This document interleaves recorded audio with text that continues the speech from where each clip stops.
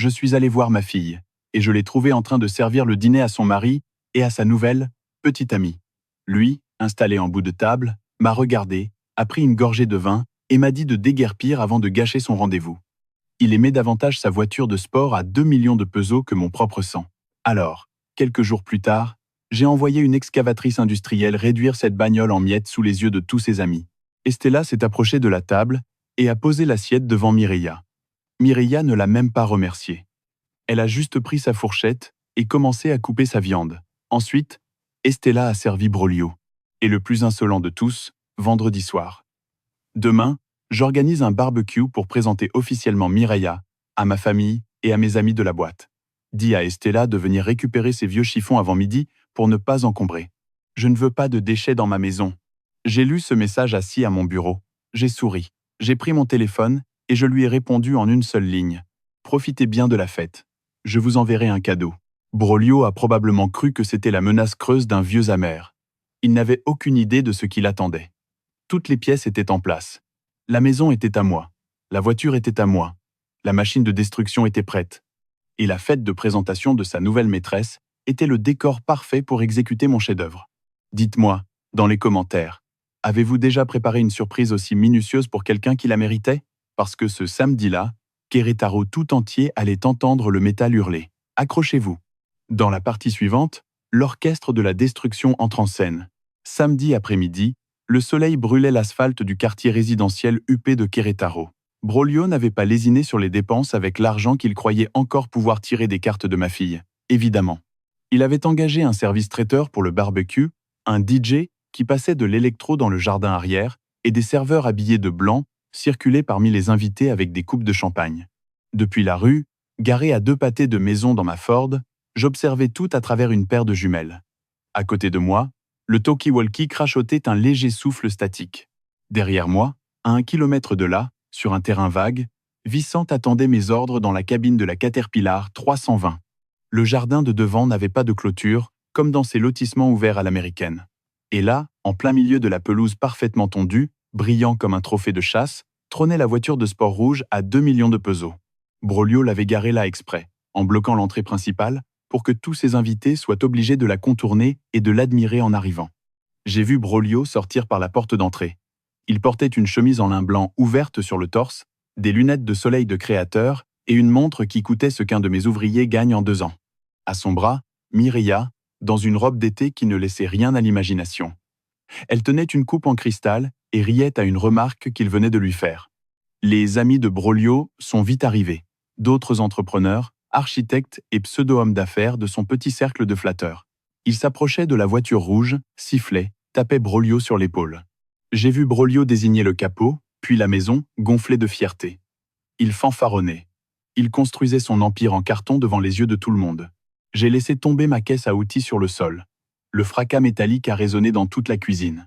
Quelques minutes plus tard, Donia Lourdes, la mère de Broglio, est sortie à son tour. Robe fleurie, chapeau à large bord. Elle s'est dirigée droit vers Mireia et l'a serrée fort dans ses bras, l'embrassant sur les 2 joues.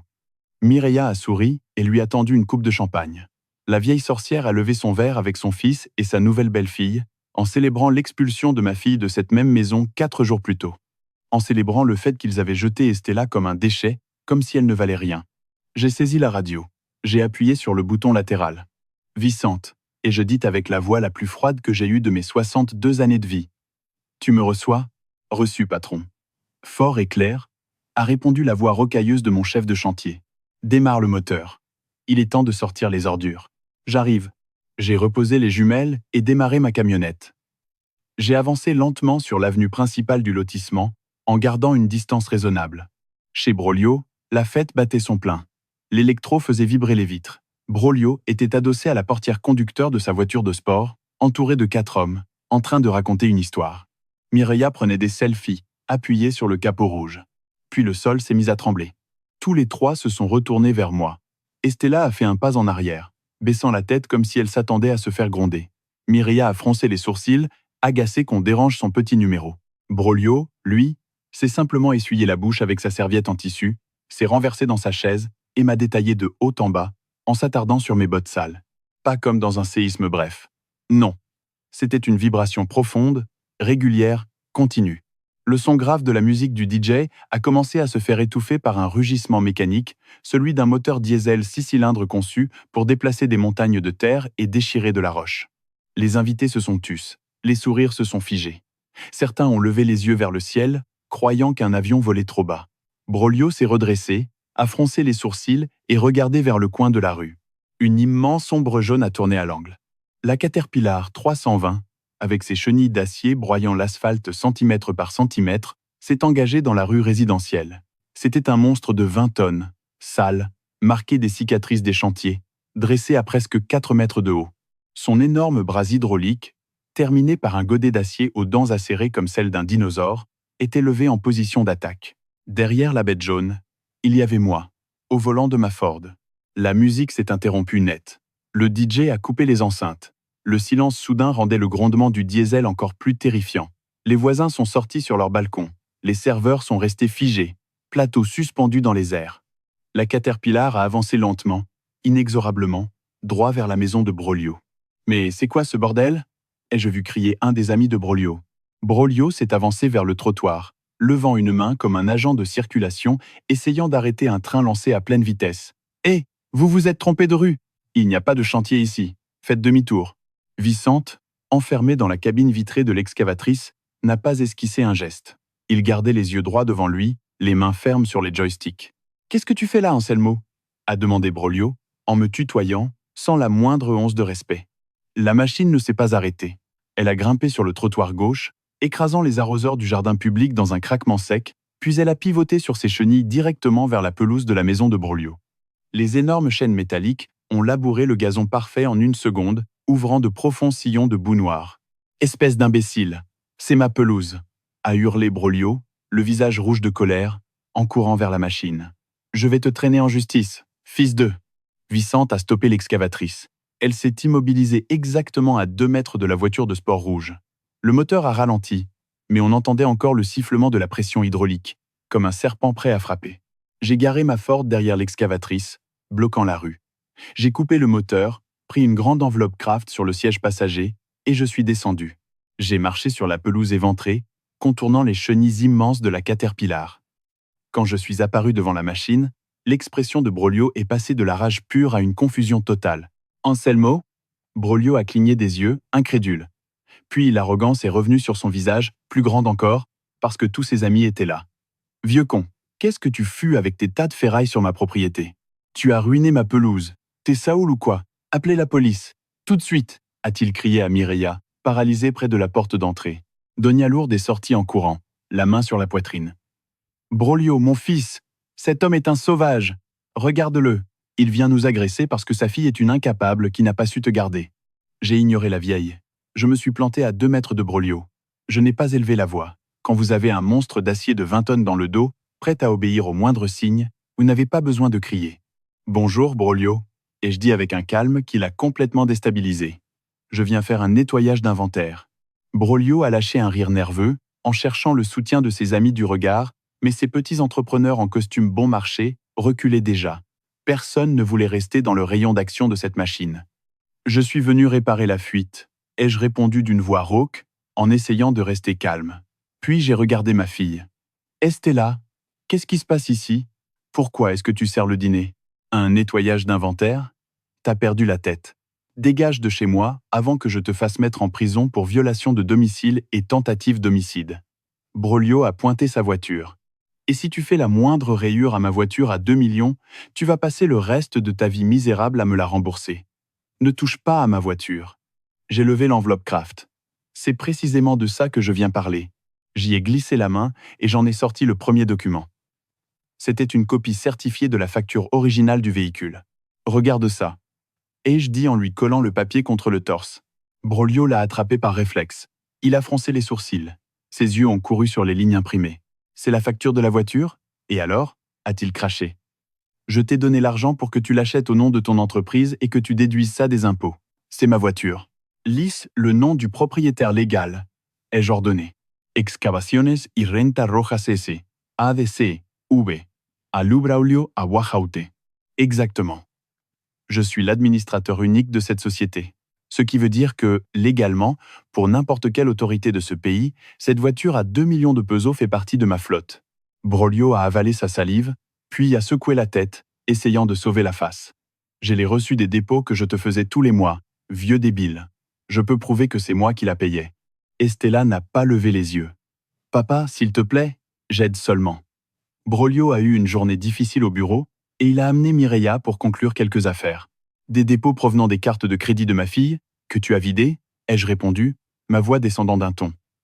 Maître Mendoza a retracé chaque centime. Tout venait d'Estella.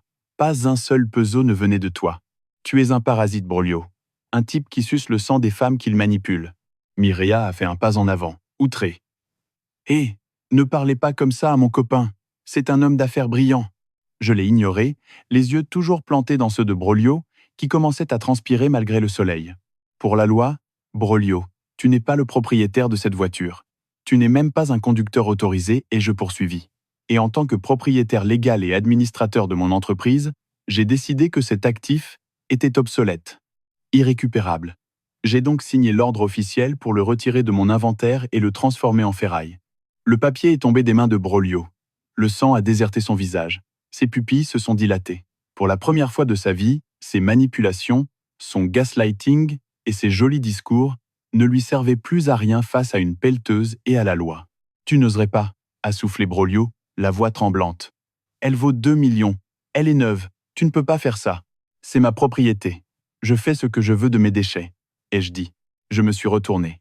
J'ai levé la main droite, fermé le poing, et j'ai donné le signal à Vicente. Le moteur de la Caterpillar a rugi, crachant une fumée noire par l'échappement supérieur. Vicente, avec la précision d'un chirurgien, a actionné le joystick de gauche. L'immense bras hydraulique s'est élevé vers le ciel. Le soleil a disparu derrière l'acier.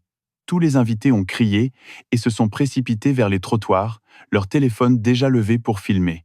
Broglio a lâché un rire sec. Il a saisi son verre de vin et en a bu une gorgée. Ne te fais pas d'idée, le vieux. Ta fille, avec sa gueule, a déjà de la chance que je la laisse nous faire à manger. C'est la seule utilité qu'elle a dans cette maison.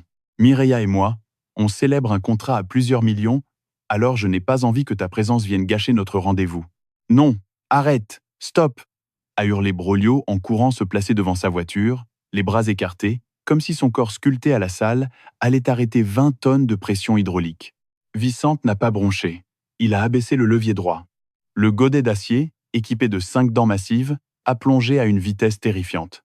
Il n'y a eu ni avertissement, ni pitié. Les dents se sont enfoncées en plein centre du capot de la sportive rouge. Le métal s'est déchiré dans un hurlement atroce. Le moteur, une merveille d'ingénierie allemande, a été écrasé en une demi-seconde. Tout le châssis s'est replié sur lui-même comme une canette vide. Le liquide de refroidissement et l'huile noire ont giclé sur la pelouse, se mêlant à la terre retournée. Broglio s'est effondré à genoux à 1 mètre de là. Il s'est pris la tête à 2 mains et a poussé un son qui n'était pas un cri, mais un hurlement venu des tripes, primitif, animal, le son d'un homme, à qui on arrache l'âme. « Ma voiture, hurlait-il en frappant le sol. Mais Vicente ne faisait que commencer. D'un geste fluide, il a relevé le godet, emportant avec lui le pare-choc avant et la calandre, qui sont retombés au sol dans un bruit sourd. Puis la machine a pivoté légèrement sur elle-même et a laissé tomber tout le poids du bras hydraulique directement sur le toit du véhicule. Le bruit des vitres latérales et du pare-brise éclatant en même temps a été assourdissant. Un nuage de poussière blanche et de petits éclats de verre a jailli dans l'air. Le toit rouge s'est affaissé jusqu'au siège en cuir blanc dont Broglio était si fier. Les 4 pneus ont explosé sous la pression, avec un bruit sec de coups de feu. Le silence qui a suivi ces mots était si lourd qu'il m'écrasait presque la poitrine. Mireia a laissé échapper un petit rire moqueur en caressant le bras de Broglio. Mireia s'est mise à hurler hystériquement depuis le porche, les mains sur les oreilles. Donia Lourdes s'est laissée tomber sur une chaise du jardin, s'éventant comme une folle, respirant mal. « Assassin! C'est un assassin !» criait la vieille. Les serveurs en blanc étaient pétrifiés. Les soi-disant amis de Broglio ne disaient plus un mot. Ils filmaient seulement la scène avec leur téléphone, conscients d'assister à la fin d'un imposteur. Vicente ne s'est pas arrêté tant que le travail n'a pas été terminé. Il a passé le godet à plat d'un côté à l'autre de ce qu'il restait du véhicule, écrasant les portières, tordant les essieux, veillant à ce que le châssis en fibres de carbone et aluminium soit réduit à une masse compacte, méconnaissable, haute de 60 cm à peine. La voiture de sport rouge à 2 millions de pesos, l'orgueil de Broglio, L'instrument avec lequel il humiliait ma fille n'existait plus. Ce n'était plus qu'un bloc de ferraille fumant, laissant couler ses fluides sur la pelouse. Vicente a relevé le bras, l'a replié, ralenti le moteur puis coupé la machine. Le silence qui a suivi a été total. On n'entendait plus que les sanglots rauques de Broglio, à genoux dans la boue, son costume blanc taché de graisse. Je me suis approché de lui lentement. Mes bottes ont crissé sur le verre brisé. Broglio a levé les yeux. Son visage était noyé de larmes et de morve. Ses yeux étaient injectés de sang. Son masque d'homme accompli s'était disloqué. Il n'était plus qu'un enfant terrifié et brisé. « T'es mort, le vieux », a-t-il sangloté en me montrant du doigt. « Je vais te couler. Je vais te faire enfermer pour des années. Tu viens de détruire un bien privé devant 20 témoins. Je te l'ai déjà dit, Broglio. J'ai détruit mes propres déchets. » J'ai sorti mon téléphone de la poche de ma chemise et je le lui ai lancé contre la poitrine. Il est tombé dans la boue à ses pieds. « Voilà mon téléphone. Appelle le 911. Appelle la police. Vas-y. Qu'ils viennent vérifier la facture légale du véhicule. Qu'ils contrôlent les registres bancaires. Je te mets au défi de le faire. » Broglio a regardé le téléphone dans la boue. Sa main a tremblé au-dessus, mais il ne l'a pas pris. Dans le fond de son cerveau de crétin, il savait que j'avais raison. Il savait que si la police enquêtait, c'est lui qui serait broyé. Et tout son montage financier serait mis à nu. Il n'a pas appelé. Il est resté là à pleurer sur un tas de plastique et d'acier. À pleurer pour quelque chose de matériel avec une intensité qu'il n'avait jamais accordée aux larmes de sa propre femme. J'ai senti mon sang entrer en ébullition. J'ai serré les poings si fort que mes ongles se sont plantés dans mes paumes. J'avais envie de traverser cette cuisine, d'attraper ce pourri par le col de sa chemise hors de prix et de le traîner dehors. Mon instinct me hurlait de le réduire en bouillie sur place. Mais alors, j'ai vu Estella. Je me suis baissé pour être à sa hauteur. « Tu pleures pour ça », lui ai-je soufflé d'une voix rauque. « Mais tu n'as pas versé une seule larme quand tu as frappé ma fille au visage. Tu lui as dit qu'elle n'était qu'une servante. Tu lui as dit que ce tas de ferraille valait plus qu'elle. » J'ai pointé le pancake de métal rouge à côté de nous. « Alors regarde bien, Broglio. Ta maîtresse en métal est morte. Et maintenant, on passe au point suivant de l'ordre du jour. » Je me suis redressé et glissé la main dans l'enveloppe Kraft et en ai sorti le second et dernier document. C'était un épais acte judiciaire, tamponné par un juge civil de Querétaro. Je l'ai laissé tomber sur la tête de Broglio. Le papier a glissé le long de son dos jusqu'au sol. « Qu'est-ce que c'est ?» a balbutié Broglio en ramassant les feuilles avec ses mains sales. « Un ordre judiciaire d'expulsion », ai-je annoncé d'une voix forte, pour que Mireia, Donia Lourdes et les invités restants entendent parfaitement. Le contrat de prêt à usage que tu as signé, il y a 2 ans, contenait une clause de résiliation immédiate en cas de violence et d'atteinte aux biens. Mon avocat l'a activé ce matin. Le juge a signé. Mireia a cessé de pleurer et s'est avancée de quelques pas, le visage vidé de sa couleur. Expulsion ? Mais de quoi vous parlez ? Broglio, c'est quoi ce délire ? Dis-lui que c'est chez toi. C'est toi qui as acheté cette maison. Broglio n'a pas répondu. Il regardait les papiers, les cachets du tribunal, les lèvres tremblantes. Je me suis tourné vers Mireia. Non, mademoiselle Mireia. Broglio n'a pas acheté cette maison. C'est moi qui l'ai payé comptant. Anselmo Rojas. Je suis l'unique propriétaire des murs, du toit et du sol sur lequel vous marchez. Broglio n'était qu'un occupant toléré. Un parasite à qui j'avais prêté un toit à condition qu'il prenne soin de ma fille. Et comme il a rompu les règles de la façon la plus ignoble qui soit, le jeu est terminé. Mireia a reculé, les mains sur la bouche. Ses yeux ont glissé de la voiture détruite à Broglio agenouillé dans la boue, puis à la maison. L'illusion de la richesse s'est évaporée dans l'air brûlant de l'après-midi. Elle m'a jeté un regard en coin. Ses yeux étaient pleins de larmes retenues, mais aussi d'une peur absolue. Elle a secoué la tête, à peine, un mouvement presque invisible. Elle me suppliait de ne rien faire. Elle savait que si je frappais Broglio, c'est elle qui paierait le prix dès que j'aurais franchi la porte. Donia Lourdes s'est relevée péniblement de sa chaise et a marché vers moi. « Vous n'avez pas le droit de faire ça. Broglio, c'est votre famille, c'est le mari de votre fille. Vous nous mettez à la rue. » « Non, Donia Lourdes. » l'ai-je corrigé en pointant mon index vers elle. « Vous vous êtes mis vous-même à la rue le jour où vous avez décidé de traiter ma fille comme un déchet. Quand vous veniez ici manger ce qu'Estella avait préparé et que vous la traitiez d'inutile. Vous avez couvert les infidélités de votre fils. Vous êtes tout aussi coupable que lui. Alors gardez vos larmes de crocodile. » J'ai regardé ma montre. « Vous avez exactement 30 minutes, ai-je dit en élevant la voix pour que tout le monde entende. 30 minutes pour entrer dans Emma Maison, prendre vos vêtements, vos lotions bon marché, vos slips en soie, et sortir par la porte principale. Si dans 30 minutes vous n'avez pas vidé les lieux, l'ordonnance judiciaire m'autorise à appeler la sécurité publique pour occupation illégale et ils vous sortiront menottés, de force, devant tous vos petits copains entrepreneurs. Mireia a été la première à réagir. L'instinct de survie d'une chasseuse de portefeuille est rapide. Elle a regardé Broglio, toujours en train de pleurer dans la boue comme un gosse pathétique, complètement écrasé. Elle a compris qu'il n'y avait ni argent, ni maison, ni voiture, ni avenir. « Espèce de menteur, Broglio !» a-t-elle hurlé en arrachant le collier de perles de son cou pour le lui jeter au visage. Les perles de ma fille se sont répandues dans la boue. Tu m'as dit que t'étais millionnaire. Tu m'as fait perdre mon temps avec un raté. Mireia a tourné les talons, est rentrée en courant dans la maison, et 5 minutes plus tard, elle est ressortie en tirant une valise de marque. Elle est passée devant Broglio, sans même le regarder.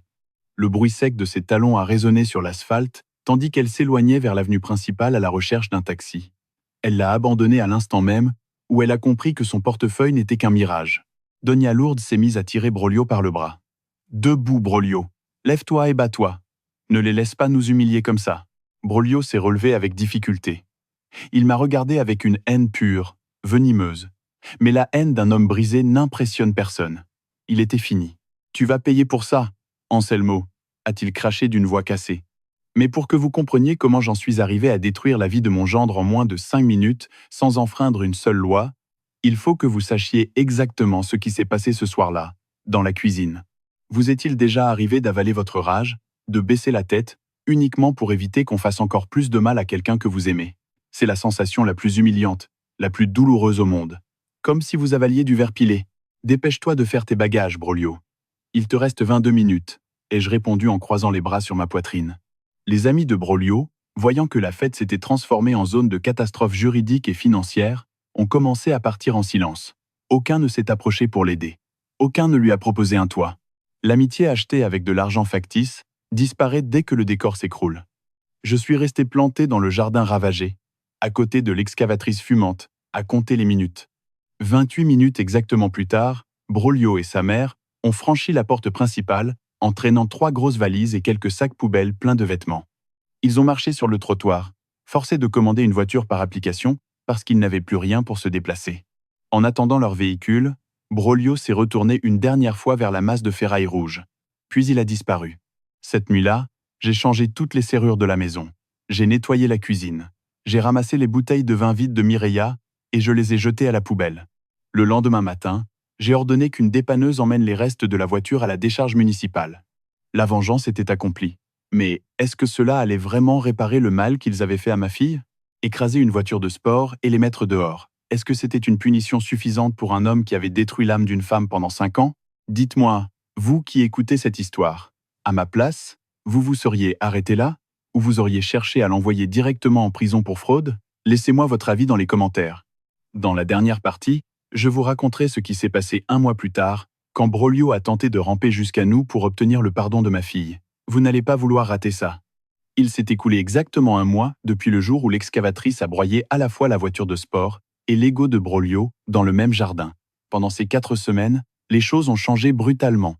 Le château de cartes que Broglio avait bâti avec l'argent de ma fille s'est effondré à une vitesse que même moi je n'aurais pas imaginée. Mendoza, mon avocat, a immédiatement fait bloquer les cartes de crédit d'Estella et a signalé les mouvements frauduleux en documentant la façon dont Broglio avait effectué ses retraits sans son consentement formel. Les comptes bancaires joints que Broglio utilisait pour ses affaires ont été audités. Sans mon entreprise pour se porter garante, les fournisseurs de matériaux lui ont coupé le crédit pour sa petite société de construction. Ses clients, constatant qu'ils n'avaient pas les machines nécessaires pour honorer les chantiers, ont annulé les contrats et exigé le remboursement des avances. J'ai inspiré profondément. Je m'en vais, ai-je simplement dit. Broglio s'est déclaré en faillite en moins de 20 jours. Je n'ai plus eu de ses nouvelles jusqu'à un mardi après-midi. Je quittais mon bureau au dépôt, marchant vers mon pick-up, quand j'ai vu une silhouette pathétique plantée près du portail d'entrée. C'était Broglio. Mais ce n'était plus le Broglio en chemise de lin blanc et montre hors de prix. Il portait un jean sale, un t-shirt froissé et des chaussures usées. Il avait maigri, l'air négligé, une barbe de plusieurs jours et les yeux creusés. Il ne restait plus rien de l'arrogance qu'il affichait quand il humiliait ma fille à table. Il s'est précipité vers moi dès qu'il m'a vu. Les agents de sécurité de mon entreprise ont fait un pas pour l'arrêter, mais j'ai levé la main pour leur faire signe de le laisser approcher. « Anselmo. Don Anselmo, je vous en supplie », a gémi Broglio. Sa voix était aiguë, désespérée. « J'ai besoin de vous parler. Juste 5 minutes. » Je me suis appuyé contre la portière de mon pick-up en sortant mes clés de ma poche. Je l'ai toisé avec une indifférence glaciale. « Qu'est-ce que tu veux, Broglio ? Tu es encore en train de pénétrer sur une propriété privée. » Broglio a joint les mains devant sa poitrine comme s'il priait. Il s'est mis à pleurer, mais cette fois ce n'étaient pas les larmes d'un homme à qui on a détruit une voiture. C'étaient les larmes d'un lâche acculé par la réalité. « Pardonnez-moi, sanglotait-il. Pardonnez-moi pour tout. J'étais aveugle. J'étais malade. Le stress du travail m'avait retourné le cerveau, je ne savais pas ce que je faisais. Mireia m'a manipulé, elle m'a monté la tête. Moi, j'aime Stella. Je vous le jure devant Dieu, je l'aime. C'est ma femme. Je n'ai rien dit. Je l'ai laissé parler. S'enfoncer tout seul un peu plus. Excellente idée, a répondu Broglio en découpant un morceau de viande. Et emporte ta caisse à outils crasseuse. Tu vas me rayer le sol. Ma mère et moi, on vit dans un appartement d'une seule pièce dans le vieux quartier, a continué Broglio en tremblant. On nous réclame des dettes qu'on ne peut pas payer. Les fournisseurs veulent me faire mettre en prison pour fraude commerciale. Je n'ai même pas de quoi manger. Anselmo, aidez-moi, je vous en supplie. Parlez aux fournisseurs, dites-leur que vous êtes mon associé, que vous allez me couvrir. Il s'est agenouillé sur le gravier sale du parking. Le grand homme d'affaires, celui qui avait dit à ma fille qu'elle était une domestique laide, était maintenant à genoux devant mes bottes de travail à mendier. Je vous promets que je vais changer, pleurait Broglio. Je laisserai Stella gérer l'argent. Je serai un bon mari. Mais s'il vous plaît, ne me laissez pas aller en prison. Vous êtes un homme bon, Anselmo. Vous êtes un homme de famille. Ne détruisez pas ma famille. C'est toi qui as détruit ta famille le jour où tu as assis ta maîtresse à la place de ma fille, ai-je répondu. Ma voix était plate, vide de toute émotion. Tu n'es pas malade, Broglio. Ce n'est pas le stress. Tu es juste un parasite. Un voleur qui se cache derrière des costumes bon marché et des mensonges. Tu as vidé ma fille jusqu'à l'os. Puis tu as essayé de la jeter comme une ordure. Broglio a levé la tête, pleine de boue et de larmes. Anselmo, s'il vous plaît, tu te rappelles ce que tu m'as dit dans la cuisine, ce soir-là ? Ai-je demandé en avançant d'un pas. Tu m'as dit que ta voiture de sport valait plus que la vie d'Estella. Broglio a avalé sa salive et baissé les yeux. J'ai déjà détruit ta voiture, ai-je poursuivi, implacable. Je t'ai déjà repris la maison. Ta maîtresse t'a abandonné. Maintenant, la justice ordinaire va s'occuper de tes dettes. Je ne lèverai pas le petit doigt pour t'aider. Et si tu approches encore ma fille, ma maison ou mon entreprise, je n'enverrai pas la police. J'enverrai Vicente avec une autre excavatrice. Et cette fois, ce ne sera pas ton jouet en plastique que je ferai écraser. Je me suis retourné, j'ai ouvert la portière de mon pick-up et je suis monté à bord. Anselmo, ne me laissez pas comme ça, a crié Broglio en frappant contre la portière passager. Je n'ai rien ajouté. J'ai ramassé ma caisse et je suis ressorti par la porte arrière. J'ai marché jusqu'à mon pick-up sous une pluie fine qui commençait à tomber. En passant à côté de la voiture de sport rouge de Broglio, je me suis arrêté. Je l'ai regardé une longue minute. Ma colère s'est refroidie, s'est changée en une clarté mathématique, froide, tranchante. Je suis monté dans mon camion, j'ai fermé la portière et je suis resté là, assis dans l'obscurité. J'ai démarré, baissé la vitre et je l'ai regardé une dernière fois. Au fait, Broglio, lui ai-je lancé avant d'accélérer, ta fille laide te passe le bonjour. Et elle dit que la nourriture, dans sa nouvelle maison, a bien meilleur goût, sans un enfoiré assis à table. J'ai accéléré, laissant Broglio agenouillé dans le nuage de poussière soulevé par mon pick-up. Je ne l'ai jamais revu. Quelques semaines plus tard, j'ai appris par les avocats que 2 de ses anciens clients avaient obtenu son placement en détention provisoire pour fraude aggravée. Sa mère, elle, a dû partir vivre dans un village lointain chez des parents qui la supportaient à peine. Ils ont fini exactement là où ils méritaient d'être, dans la ruine totale. Le soir même, en rentrant chez moi, l'air sentait la terre mouillée. Les orages des semaines précédentes étaient passés, laissant place à un ciel clair. Je suis allé vers le jardin derrière la maison. Stella était là. Elle portait une robe en coton jaune, simple et lumineuse. Elle coupait des roses dans les arbustes avec un sécateur. Elle avait repris un peu de poids, ses joues avaient retrouvé de la couleur et ses cernes presque disparues.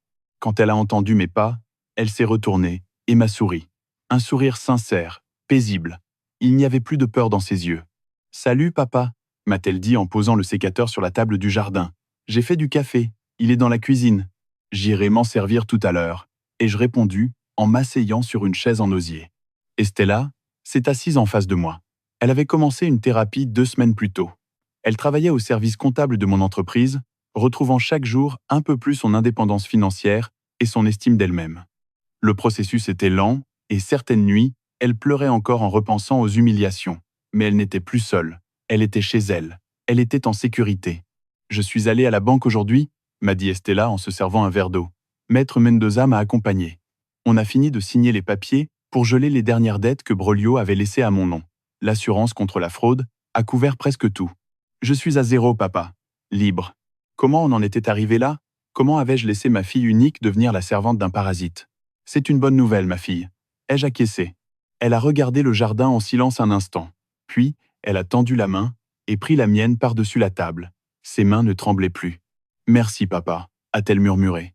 Si tu n'étais pas entré dans cette cuisine ce soir-là, si tu n'avais pas détruit tout son théâtre, je serais probablement encore là, bas, à leur servir le dîner. À croire que c'est tout ce que je méritais. J'ai serré sa main doucement. J'ai fait ce que n'importe quel père aurait fait, Estella. C'est moi qui ai eu tort de laisser cet imbécile entrer dans nos vies. Je pensais te rendre heureuse, mais j'étais aveugle. Je ne te laisserai plus jamais seule. Estella a souri et secoué la tête. Ce n'était pas ta faute. Il était menteur depuis le premier jour, mais tu m'as appris quelque chose d'important. Tu m'as appris que personne n'a le droit de nous faire sentir comme des déchets dans notre propre vie. Et que parfois, il faut se salir les mains pour sortir les ordures. J'ai ri doucement. Parce que c'était vrai.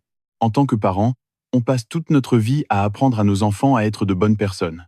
On leur apprend à être honnêtes, travailleurs, à partager, à être patients. On leur apprend la compassion. Mais on commet une erreur terrible. On oublie de leur apprendre à se défendre contre les loups déguisés en agneaux. On oublie de leur apprendre à mordre en retour quand quelqu'un cherche à les dévorer. J'étais un homme de labeur, convaincu que baisser la tête et subvenir aux besoins de sa famille suffisait. Il m'a fallu la force brutale d'une machine de 20 tonnes pour rappeler à un sale gosse pourri que la dignité de ma fille n'était pas négociable. Broglio croyait pouvoir marcher sur ma famille parce que j'avais l'air d'un vieux en bottes sales. Il avait oublié une chose. Ce sont souvent les bottes sales qui tiennent le terrain. L'argent ne définit ni la virilité, ni le pouvoir d'un homme. Ce qui les définit, c'est sa capacité à défendre les siens quand tout est contre lui. Je croyais qu'offrir du luxe à ce parasite misérable était une façon d'assurer l'avenir de ma fille. Mais parfois, la plus grande preuve d'amour et de protection qu'un père puisse donner, c'est de savoir exactement à quel moment il faut mettre les machines lourdes en marche pour écraser le monstre. Voilà mon histoire, et je veux savoir ce que vous en pensez. Est-ce que vous croyez que je suis allé trop loin en détruisant sa voiture et en le ruinant devant ses amis? Ou est-ce que j'aurais dû agir autrement, d'une manière plus strictement légale dès le départ? Laissez votre réponse dans les commentaires. Je les lirai tous. Si cette histoire vous a fait ressentir quelque chose, mettez un « j'aime » et n'oubliez pas de vous abonner à la chaîne et d'activer la cloche. La culpabilité m'a frappé en pleine poitrine. La faute était à moi. Quand Estella était enfant, je n'étais jamais à la maison. Je bossais 14, 15 heures par jour aux commandes de tractopelle à avaler la poussière sur les chantiers pour bâtir mon entreprise à partir de rien. Je voulais qu'elle ne manque de rien, mais c'est moi qui lui ai manqué. Elle a grandi seule, fragile, toujours à quémander un peu d'approbation. Et il y a 5 ans, Broglio est arrivé. Il y a encore beaucoup d'histoires de justice ici qui méritent d'être racontées. On se retrouve dans la prochaine vidéo. Broglio était un petit entrepreneur du genre à porter des costumes bon marché et à parler comme s'il possédait le monde. Il a découvert qu'Estella était ma fille et il l'a enveloppée dans ses mensonges. Il lui a servi de belles paroles, lui a promis le ciel et la lune.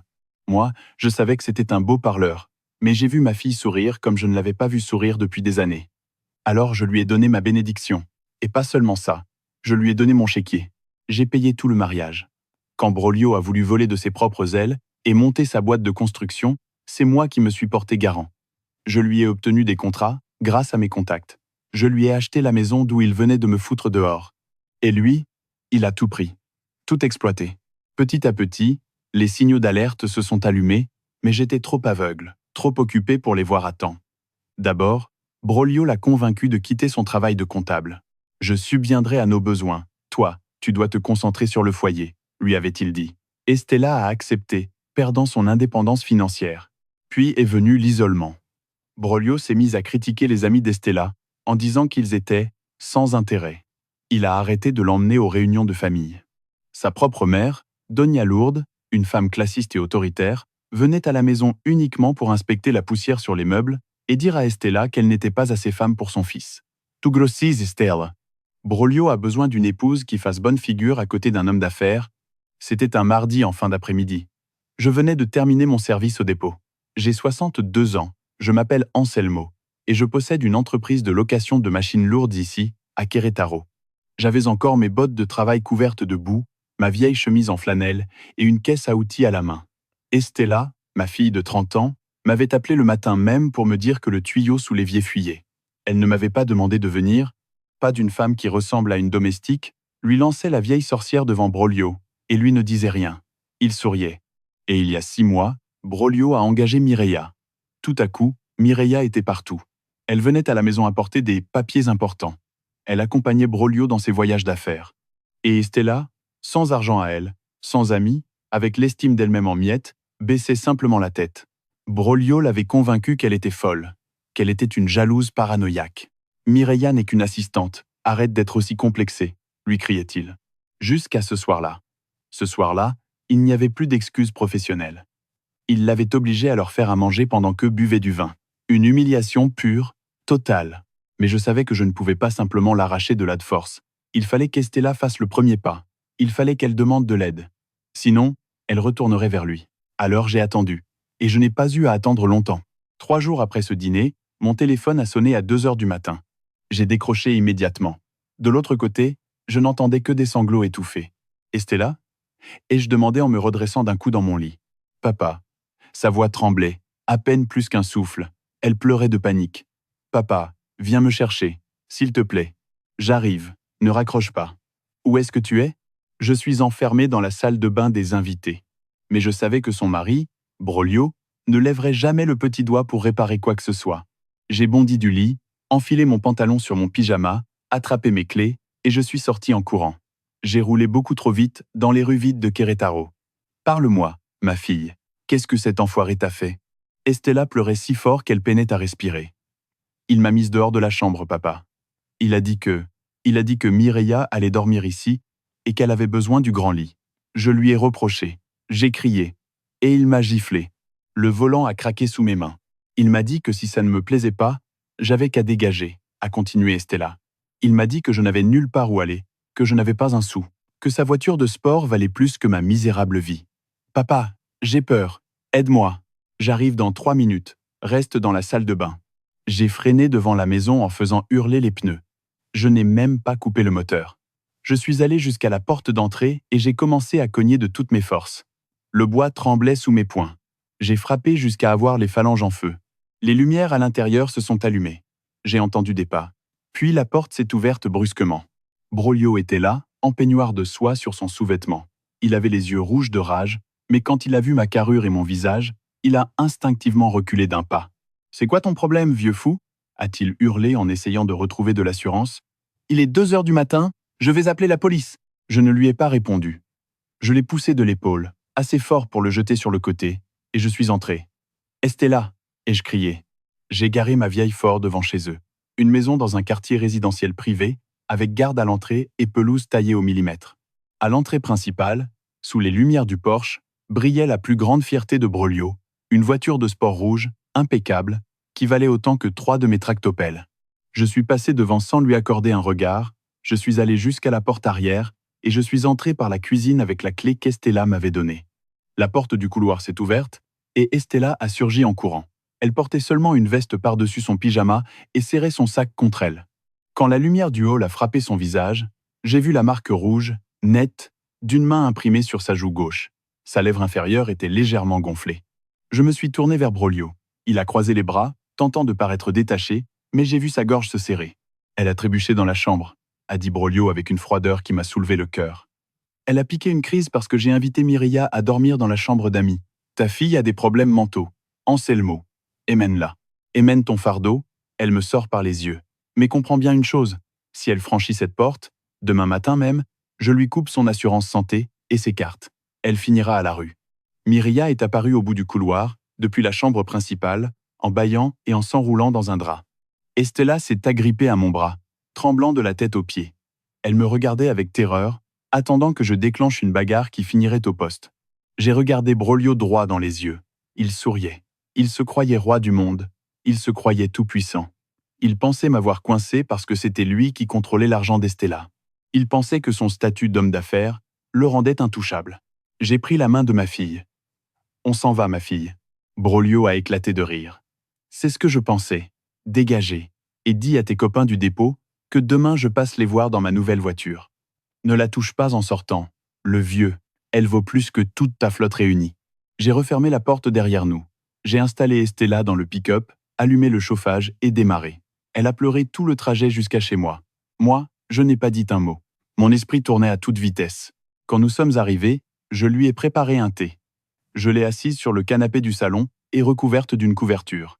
Ce que j'ai vu m'a glacé le sang. « Pardon, papa », m'a-t-elle dit en regardant sa tasse. « Roshi, n'ai plus de travail, plus d'économie.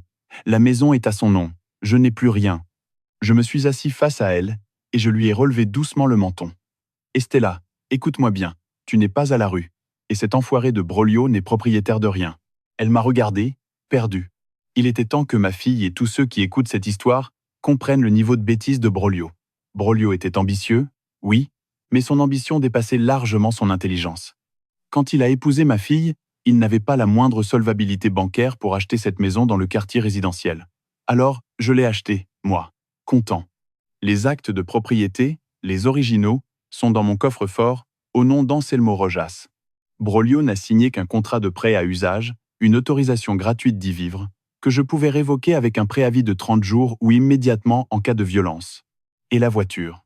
Cette voiture de sport rouge à 2 millions de pesos qu'il aimait tant. Broglio n'avait pas les liquidités pour la payer au concessionnaire.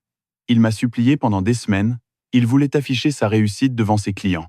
Il m'a convaincu d'acheter la voiture au nom de mon entreprise de machines lourdes, comme s'il s'agissait d'un véhicule utilitaire, déductible fiscalement, en me promettant qu'il me rembourserait les mensualités en liquide.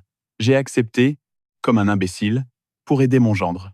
Juridiquement et fiscalement, cette voiture rouge n'était pas à Broglio.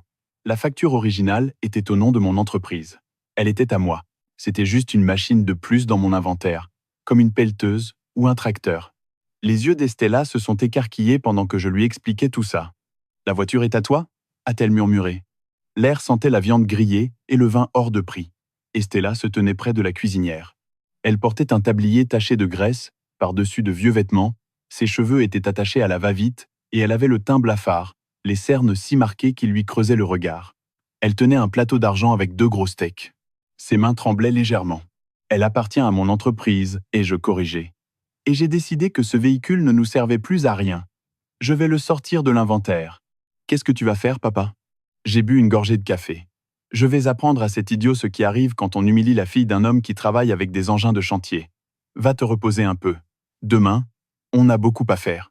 Qu'est-ce que vous feriez, vous, si vous aviez, entre les mains, le pouvoir de ruiner légalement la personne qui a détruit votre fille? Vous lui prendriez la voiture en silence? Ou vous lui donneriez une leçon qu'il n'oublierait jamais? Le lendemain matin, je ne suis pas allé directement au dépôt. Je suis allé tout droit au bureau de Maître Mendoza, mon avocat d'entreprise depuis 20 ans. Mendoza est un homme sérieux, méticuleux, qui ne fait jamais rien hors du cadre de la loi. Je me suis assis dans son bureau et j'ai posé les documents sur son bureau. Je lui ai tout raconté, les humiliations, la gifle, la maîtresse, les menaces. Mendoza a examiné les titres de propriété de la maison et la facture de la voiture. Puis il a remonté ses lunettes. « Anselmo, légalement, la maison vous appartient. Nous pouvons émettre un ordre d'expulsion aujourd'hui même en arguant que le prêt à usage a été rompu pour violence domestique et trouble de la jouissance. La police le sortira de force s'il ne part pas de lui-même. »« Très bien, rédigez-moi ça, » ai-je dit. « Et la voiture ?» Mendoza a ouvert le dossier du véhicule. « La voiture est immatriculée au nom de votre société Excavación y Renta Rojas S.A. 2C. V. Elle est libre de toute charge. Vous en êtes l'administrateur unique. » À la table de la salle à manger, à quelques pas d'elle, il y avait Broglio. Costume sur mesure, cheveux plaqués au gel, en train de rire à je ne sais quelle connerie. Et à sa droite, sur la chaise qui aurait dû être celle de ma fille, était assise une jeune femme d'environ 24 ans, Mireia. Quelques semaines plus tôt, Broglio m'avait dit que c'était sa nouvelle assistante exécutive. Sauf qu'une assistante exécutive ne s'assoit pas à la table de ta maison à 7 heures du soir. Si je décide que cette voiture est un actif obsolète, une ferraille, et que je la détruis sur la voie publique, Broglio peut-il me poursuivre? Mendoza m'a regardé fixement pendant plusieurs secondes. Puis un petit sourire cruel a étiré le coin de ses lèvres.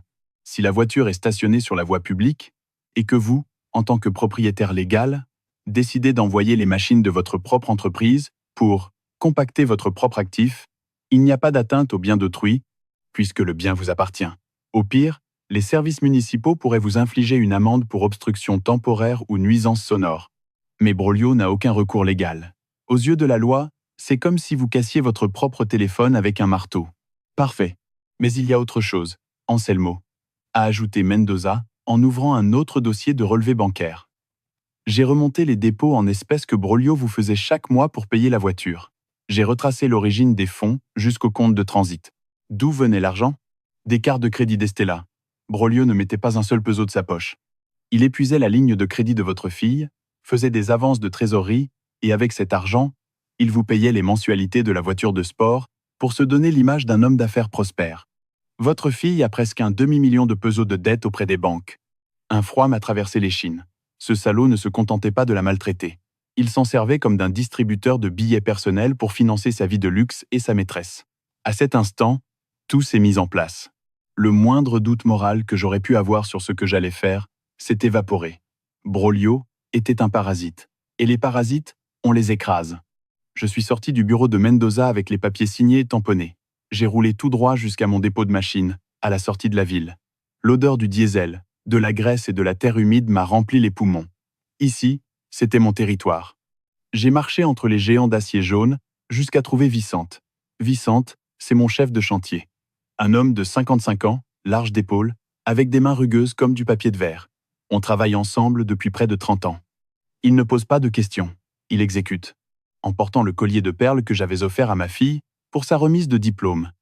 Myria portait une robe de soie moulante et regardait Estella avec une impatience insolente. Vicente, l'ai-je appelé par-dessus le bruit des moteurs. Il est descendu d'un chariot élévateur en s'essuyant le front avec un chiffon. Qu'est-ce qu'il y a, patron? J'ai besoin d'un service personnel, un travail de démolition, hors registre.